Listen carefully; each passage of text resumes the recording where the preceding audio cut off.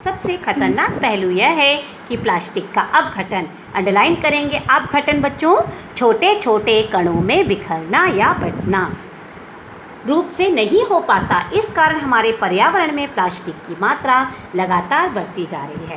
Plastic निर्मित वस्तुओं के दिन प्रतिदिन बढ़ रहे उपयोग और प्रयोग ने तो मुश्किलें और बढ़ा दी हैं।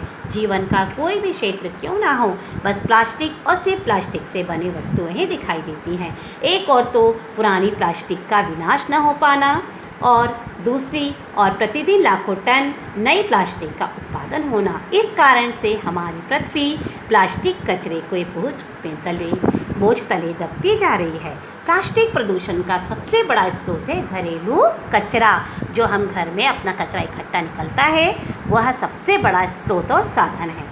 घरेलू कचरे में प्लास्टिक के अतिरिक्त बचे कुचे खाद्य पदार्थ, फल, सब्जियां, कागज़, रद्दी अखबार, पुराने वस्त्र, सीमेंट, लकड़ी आदि होते हैं। प्लास्टिक को छोड़ इन सभी पदार्थों का प्राकृतिक रूप से अपघटन हो सकता है। इसलिए सफाई से जुड़ी संस्थाएं जैसे नगर निगम, नगर पालिका आदि इस कचरे को मानव बस्तियों से दूर गहरे स्थानों पर डाल देती है।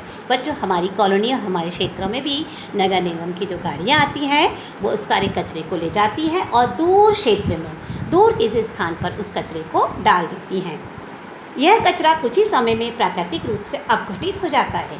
इसको रिसाइकल बिन भी आप लोग बोलते हैं, और कचरे के स्थान पर अच्छी गुणवत्ता की खाद या उर्वर मिट्टी तैयार हो जाती है। इसके विपरीत प्लास्टिक तथा इस परिवार के अन्य पदार्थों का प्राकृतिक अपघटन नहीं हो सकता। इसलिए इससे छुटकारा पाना एक बहुत बड़ी समस्या बन गया है। शहरों में उत्पन्न प्लास्टिक कचरे को जलाया नहीं जा सकता। जमीन में दब जाने पर यह प्लास्टिक कचरा मिट्टी की जल संरक्षण क्षमता पर बुरा प्रभाव डालता है। और बच्चों, अंडरलाइन करेंगे जल संरक्षण, प्लास्टिक अंडरलाइन। और मिट्टी पानी को संचित नहीं रख पाती, फलस्वरूप मिट्टी की उर्वरा शक्ति कम हो जाती है। मिट्टी में रहने वाले जीवों जैसे कीट, केंचुए आदि का सामान्य जीवन भी प्लास्टिक की उपस्थिति के कारण विपरीत रूप से प्रभावित होता है। क्योंकि प्लास्टिक का न तो प्राकृतिक रूप से अपघटन होता है और न कोई रासायनिक क्रिया इसे समाप्त कर पाती है। इसीलिए यह प्लास्टिक कचरा सैकड़ों वर्षों तक मिट्टी में दबा रहकर हमारी भूमि को प्रदूषित करता रहता है।